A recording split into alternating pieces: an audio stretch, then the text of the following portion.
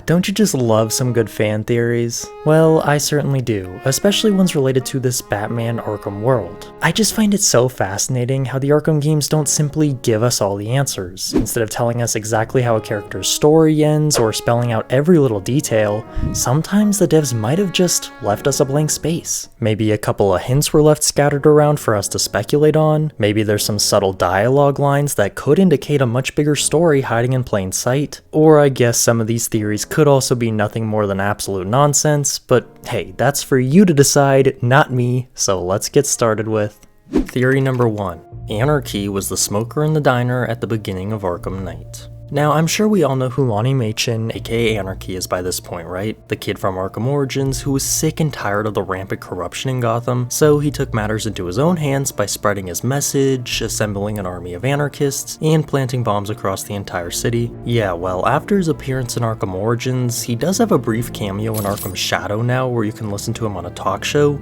Obviously, one of them's your Rat King. But beyond the prequel era of the Arkhamverse, we never see or hear from him again in the later Arkham games, leaving his fate as a total mystery. With that said, it might not necessarily be entirely a mystery, because this smoker guy in the diner that kickstarts the entire events of Arkham Knight is actually a complete match for Anarky's description. When you first walk up to him, you'll notice that he's wearing a red hoodie, very similar to the one Anarky wore as his costume in Arkham Origins. You can also notice a deliberate A scratched into the table where he's sitting at, which very well could be meant to represent an Anarky symbol, and as we know, Lonnie loved to leave this symbol all over Gotham as a way of sending a message. Probably the most incriminating evidence of them all though, after the whole fear toxin sequence, we can see that everything ends up being reported on the news, where we actually get a clear shot of the man in the red hoodie, who's now dead by the way, and oh boy, just comparing this guy to the Anarky we saw around a decade ago in Arkham Origins, he sure could pass as a much older version of the character, right? I mean, just think about it. Anarky would be the perfect one and done sacrifice to help pull off this massacre and ensure that Scarecrow's threat worked, and knowing Lonnie, he'd probably be willing to do it too. Not only has he always been a bold showman to make sure his message is heard, but we also know that he hated everything Batman stood for following the events of Arkham Origins. You ever wonder if you're the reason the city's so messed up? So him joining up with Scarecrow, whose whole point was trying to tear down the legend of the Batman, 100% makes sense. Now look, we already know that Scarecrow was gathering as many Batman villains as possible to work together just for one night. And it wasn't just his more recent villains. Crane recruited guys from Batman's earlier years too.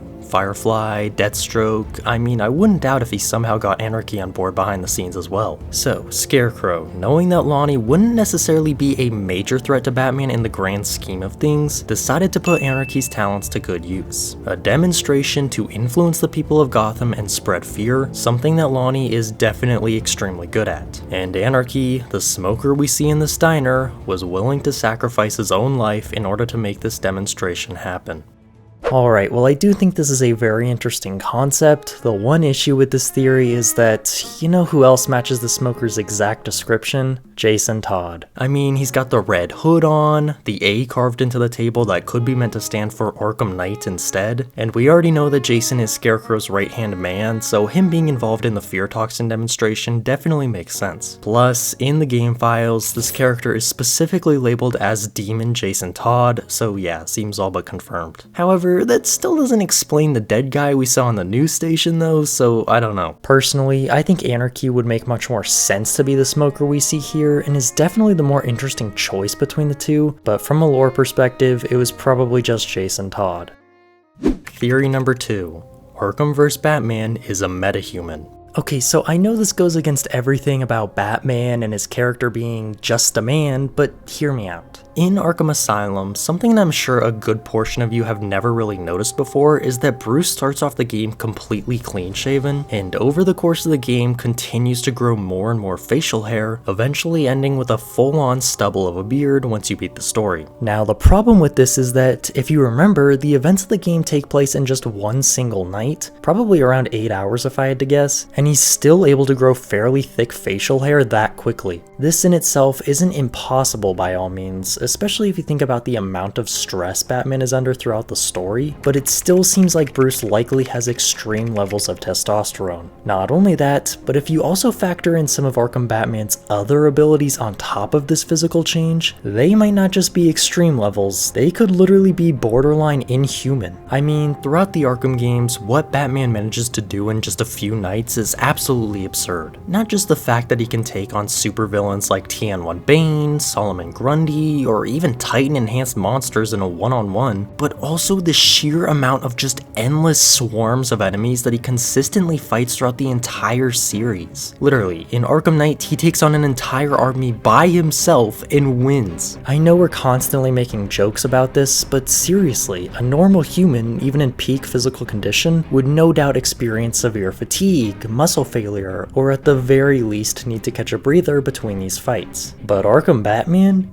He keeps going no matter what, just shrugging off injuries like they're nothing and pushing his body so far beyond any normal human limits, which could be explained by insanely high testosterone allowing him to do this. So yeah, Bruce from the Arkhamverse might not be entirely human in the traditional sense. Maybe the real reason he can mow through this many enemies without any issues whatsoever isn't just peak human conditioning, it's because Arkham Batman, in some small way, isn't fully human at all. Well, it's definitely not as in your face as a superpower like invisibility or flying, his natural testosterone levels could be so extreme that they might technically push him into metahuman territory with his rapid facial hair growth, insane recovery times, and seemingly unlimited endurance as proof of all this. Or maybe these are video games and there's not some deep explanation needed for Batman's insane capabilities. I guess we'll never know.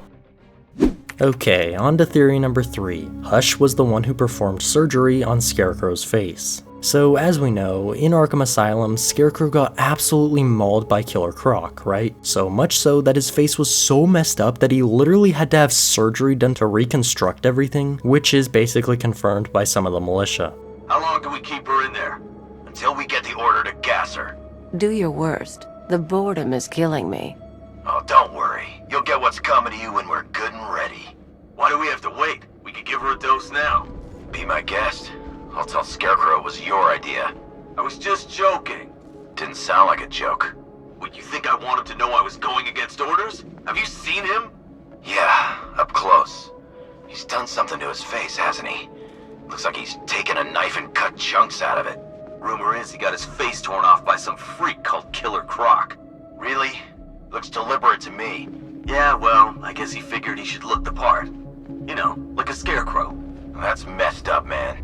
Yeah, that's why Crane looks the way he does in Arkham Knight. That's not a mask, it's his actual face. But who would be willing to do a surgery like that to somebody like Scarecrow? The answer to that is another villain who also happens to be Batman's childhood best friend, the surgeon Thomas Elliot. Now, we're first introduced to Thomas in Arkham City, where we can see that he's already become the criminal Hush. In his entire side mission, you go around finding bodies left behind that have had their faces removed, until we eventually find Hush's hideout, where it's revealed that he's completely reconstructed his face to look identical to Bruce Wayne, right? Now, where does Scarecrow come into all this? Well, we know for a fact that he was inside of Arkham City at one point. You can find his old mask over by the steel mill, there's a completely abandoned boat in the water that he was clearly using to test out his new fear toxin on this poor Joker thug, and you can even find secret messages over the radio that he's left for Batman.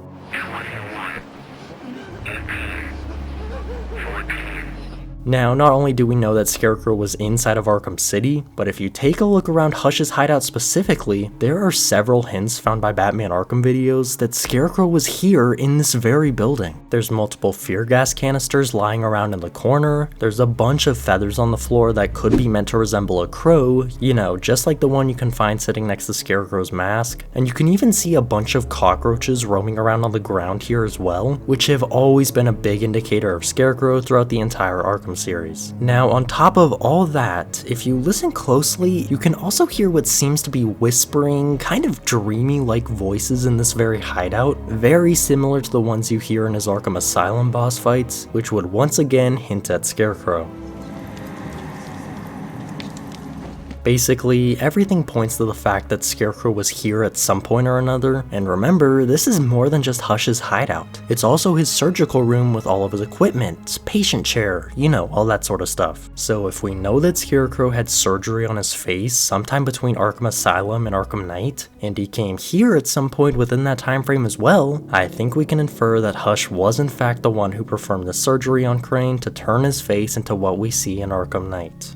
Side note, but I can't help but wonder if this was also originally supposed to foreshadow the whole team up between Scarecrow and Hush. If you don't know, the first idea for Arkham Knight's story was to have Thomas Elliot, not Jason Todd, be Scarecrow's right-hand man, but that was cancelled when Rocksteady decided to go their own separate way instead of bringing back Paul Dini, the guy who wrote both Asylum and City. So maybe this secret meetup between the two villains was more than just a one-time thing where Scarecrow got his surgery done by Hush, and they were actually using this as a base of operations to plan their attack against Batman in the future? We'll probably never know because, like I said, that whole idea got scrapped, but nevertheless, I still think it's pretty interesting to speculate how these villains interact behind the scenes.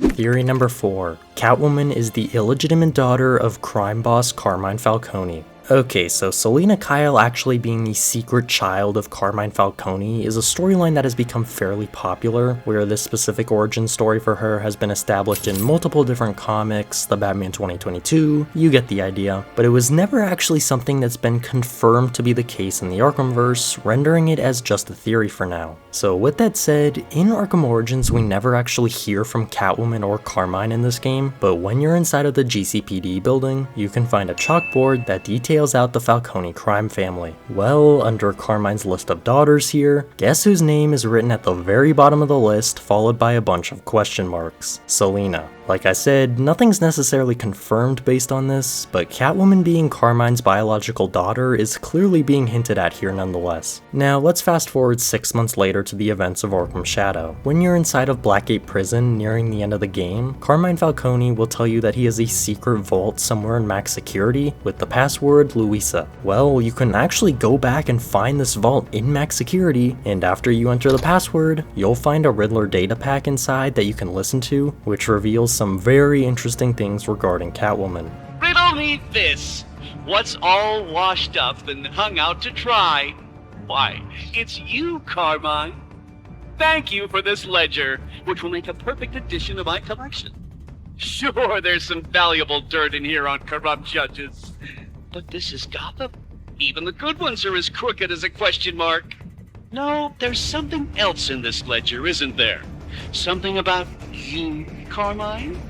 Wait, scratch that. Something about Louisa. Scared I'll let the cat out of the bag? Bet you're sweating more than usual right now.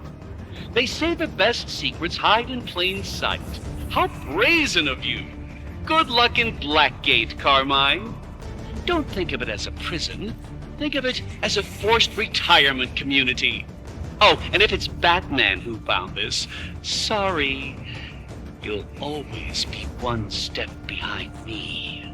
Yeah, scratch that and letting the cat out of the bag are definitely some nice play on words, I'm not gonna lie. Riddler's not even the last person to subtly suggest that Carmine is Selina's father though, because around a decade later in Arkham City, if you head down to the basement of the courthouse and talk to Calendar Man, he'll straight up tell Catwoman this.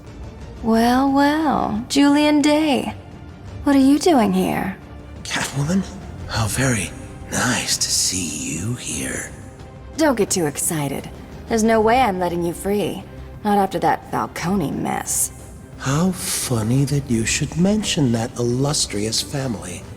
And so close to your birthday. Tell me, are you expecting anything specific from your father this year? What do you mean? Oh, nothing, really. I'll be seeing you, kitty cat. This year or next. Yep, definitely implying that Catwoman is Falcone's daughter yet again. Like I said, this has become a fairly popular origin story for Selina at this point, so it's definitely cool to see hints to it in the Arkhamverse, and I think this theory is extremely likely to be true. Theory number 5. The girl that we saw die at the end of Arkham City wasn't the real Talia al Ghul. So we all know how Arkham City's ending plays out by this point. Batman goes to Monarch Theater to save Talia from Joker, Talia then stabs Joker through the back right before getting hit by a bullet herself, and then she passes away as Joker's dead, healthy body is revealed to have actually been Clayface the whole time, leading into the final boss battle. Now, while there are certainly a ton of twists and turns here, nothing about this whole sequence would necessarily hint at the fact that this wasn't the same Talia al Ghul here that we saw throughout the entire game, right? She talks the same, she walks the same, acts the same. I mean, it seems like she is in fact Talia. Well, not exactly. You see, right after the boss battle with Clayface commences, Talia's dead body is nowhere to be seen, which is very weird. Sure, I guess you could scratch this up to be a dev issue where Rocksteady didn't want to leave her on the battlefield, so they just never added an actual body on the floor for after the cutscene, I guess? You know what that doesn't explain though?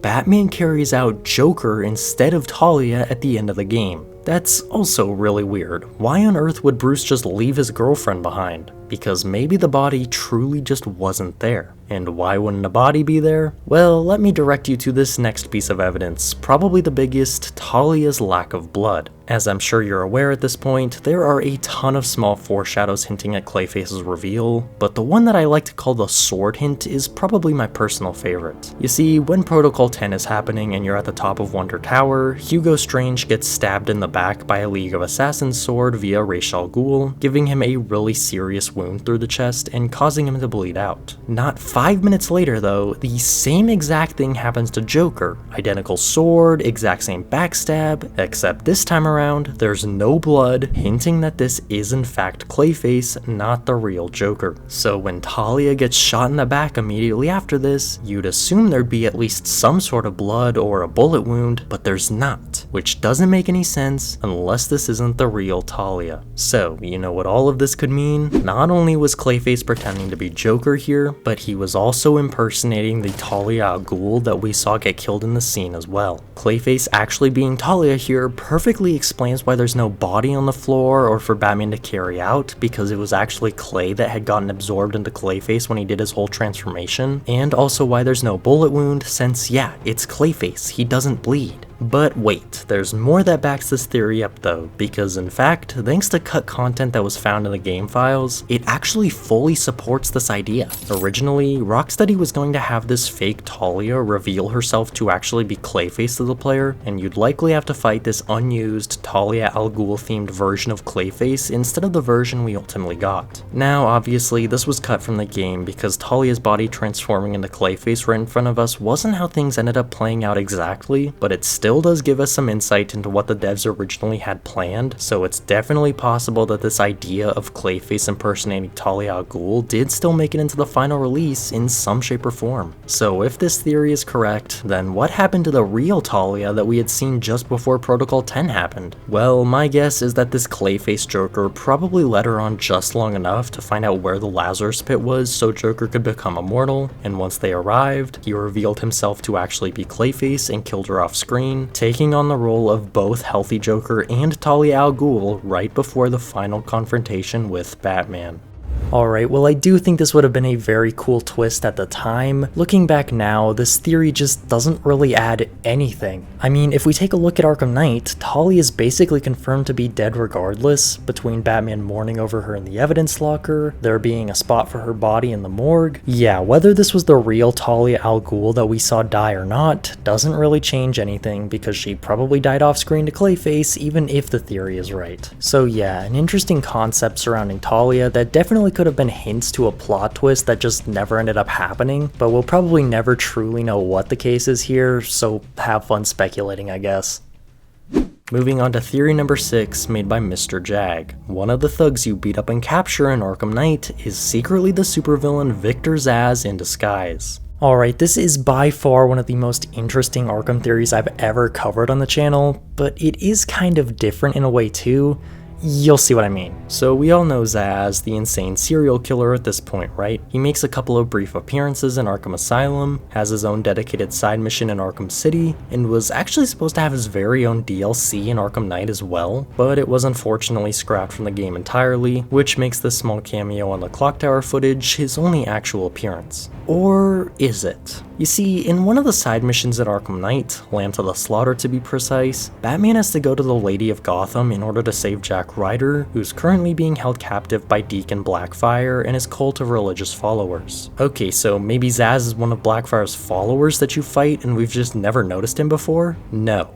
Zsasz is Blackfire. I'm not even kidding. A few months ago, Mr. Jag was messing around with in-game textures and modding stuff, and he was actually able to remove Blackfire's hair and beard from his head. Now, I don't know about you, but hairless Blackfire sure looks a lot like the Zsasz that we saw in the camera footage, doesn't he? Comparing this picture to Zsasz's unused character profile from Arkham Knight for a closer look, we can even see that the two have the same facial structure, wrinkle marks. I mean, the only real difference here is the eye color, but as we've seen in the other Arkham games, Zsasz's eye color isn't exactly consistent. Alright, so they may look extremely similar, but how can we be sure this is actually Zsasz? Well, in the game files, guess where you can still find Zsasz's unused knife that was originally going to be meant for him before his side mission got cut from the game? Inside of Deacon Blackfire's folder. Wow, okay, so Victor Zsasz, who we saw roaming around Gotham earlier on the Clock Tower footage, somehow just became Deacon Blackfire and grew a religious cult later into the night? How does that work?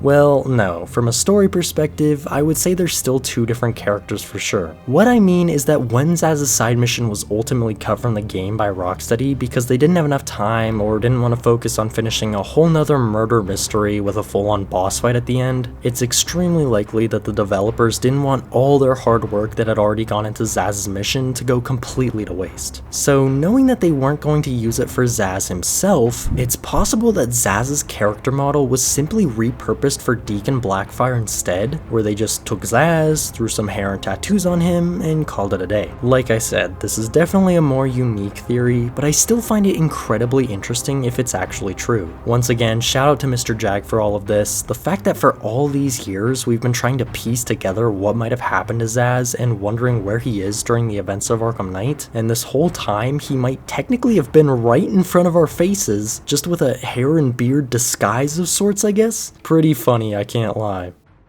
Theory number 7. Jason Todd was spying on Batman during the events of Arkham City. Alright, this is a theory that's essentially canon, but it sort of sets up the next theory on this list, so we're gonna go over it anyways. In Arkham Knight, if you head inside of the abandoned shopping mall that the militia were using as a headquarters, you can actually find a bunch of pictures of both Batman and Robin hanging up that were clearly taken from a distance from someone who was stalking them. Who, you might ask? Well, aside from the fact that they're literally inside of the Arkham Knight's base, these photos are also a scannable riddle, which all but confirms that the stalker was none other than Jason Todd. One of these pictures does stand out from the rest though, that being this one in the center with a knife stabbed through it. Now, doesn't this place look familiar to you? Well, it should, because this photo was clearly taken during Arkham City midway through the story when Robin met up with Batman to give him the line launcher. Notice how it's the exact same rooftop, Batman and Robin are both wearing their Arkham City suits, and they're both standing in the exact same position that they were in during the actual cutscene as well. Now, I was even curious to see if I could actually line up the shot with Batman and Robin myself in-game using a modded free cam during the cutscene just to get some further insight, I guess. And yeah, judging by the angle it was taken at, it seems like this specific water tower was almost certainly the vantage point Jason was using, meaning he took the photo from all the way up here. Funnily enough, the top of the water tower is also conveniently just out of view for the entire conversation here, so we can't actually see him spying ourselves, but regardless, it seems pretty clear that Jason Todd managed to somehow get inside of Arkham City and was stalking Bruce's every move throughout the story, planning his revenge on Batman. Now, like I said, this theory is basically confirmed to be true unless this is somehow just a case of reused assets or something, but I doubt it because Jason being inside of Arkham City was even a concept explored within the tie-in comics, so yeah, seems pretty clear where the devs were going with this. Something else cool that I just realized though, you know where this water tower is? Right next to Monarch Theater. So that means this is where Bruce first lost his parents, where he met Dick Grayson for the first time, where Joker and Talia died, and also officially where Jason started his revenge escapade against his former ally. Like, wow, it feels like this place has been the home to nearly all of Batman's character development in the Arkhamverse. I don't know, just something I thought was pretty interesting. On to theory number 8. Batman knew Jason Todd was still alive and never died to Joker. Alright, this one not only ties into the last theory, but it also kinda goes hand in hand with a different theory we just talked about in the last video as well. So if you missed it, the original theory is basically that Batman had already sort of guessed that it was indeed Jason Todd behind the Arkham Knight mask before it was actually revealed to him face to face. The reason for this is because throughout the game, we constantly see Bruce desperate to find out who the Arkham Knight could possibly be. It didn't start out that way. He even says that he doesn't care about the Arkham Knight's identity when the two first meet at Ace Chemicals. Do you know what I'm thinking right now? Of course, you're thinking, who the hell is this guy? No. I'm just trying to decide which one of you I'm going to take out first. But as the night goes on and Batman continues to learn more and more about him, he also becomes more and more desperate and suspicious that it could be a former ally of his, since the Arkham Knight somehow knows everything about Bruce. His tactics, secrets, strategies, all that sort of stuff. Anyways, that's the very basics of the original theory, and the reason I bring that up is because I actually got a comment on that video about something in game worth checking out that's extremely related. You see, in Arkham Knight, there's actually some very interesting stuff that goes on in these Jason Todd torture sections of the game that can only be seen from a very specific angle, hence why nobody really picks up on it. So let's see if you can notice it. Watch this last scene of Jason's torture extremely carefully. Hey, I never asked. What's the big secret? Who is the big bad bat? His name. Tell me. Of course, sir. It's... Did you catch it? No?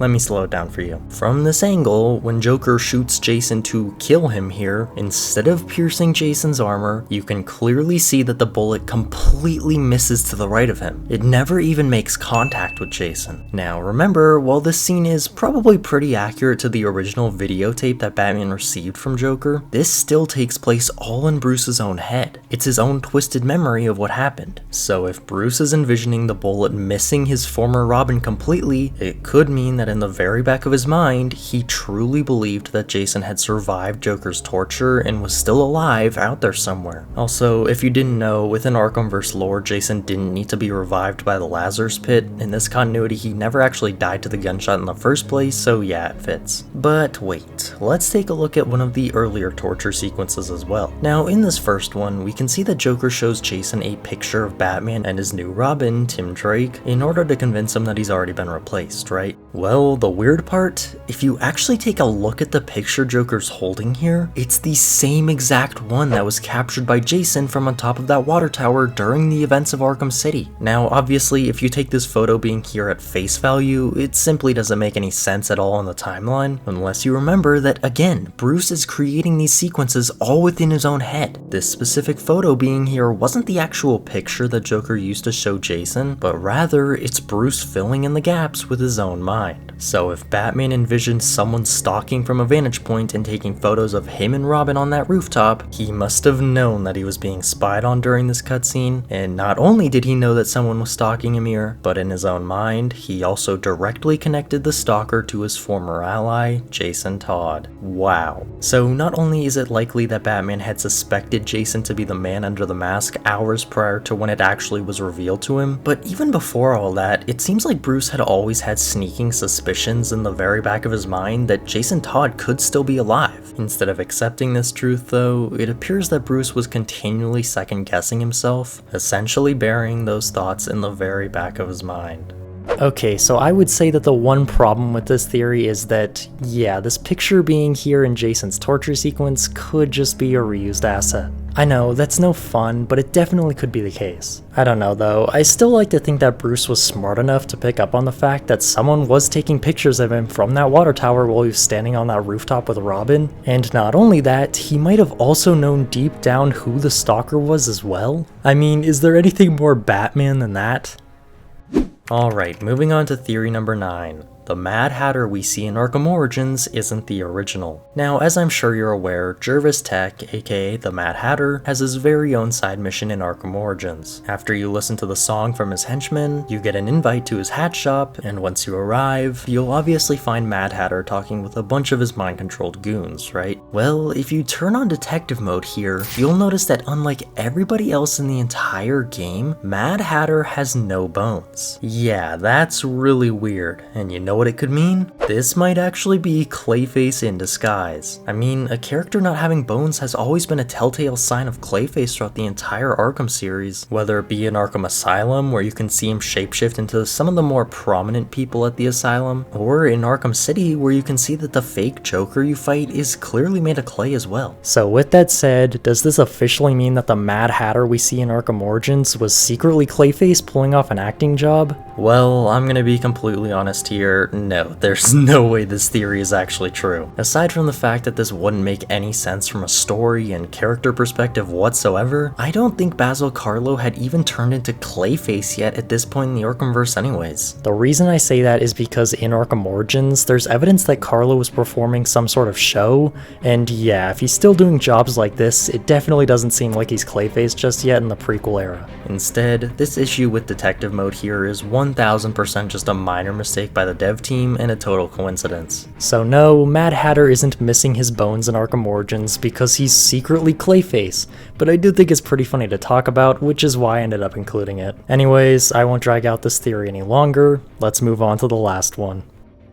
Theory number 10. Batman purposely let Joker die at the end of Arkham City. Let's end off an incredibly interesting theory that could very well change the way you see one of the biggest plot points in the Arkham games entirely. Okay, so during Arkham City's ending, after Batman defeats Clayface, Joker tries to use the Lazarus Pit, and Batman stops him by launching a sword directly at Joker's head that ends up hitting some sort of power box, I guess, leading to a massive explosion, right? Now, taking a closer look at this scene though, you've got to ask yourself, did Batman even mean to hit the power box that he couldn't even really see, and had also fully anticipated Joker ducking out of the way as well? Or, in his rage over Talia being killed, was he intentionally trying to throw the sword directly at Joker's head, and everything that followed was just a coincidence? I mean, if you think about the context, Batman is pissed right now. He wants Joker dead. If there was one person, one exception to make, it would be him. Fast forward a bit later into the scene, we see Batman debating this out loud, whether he should give Joker the cure or not, almost baiting the clown into making a move in a way.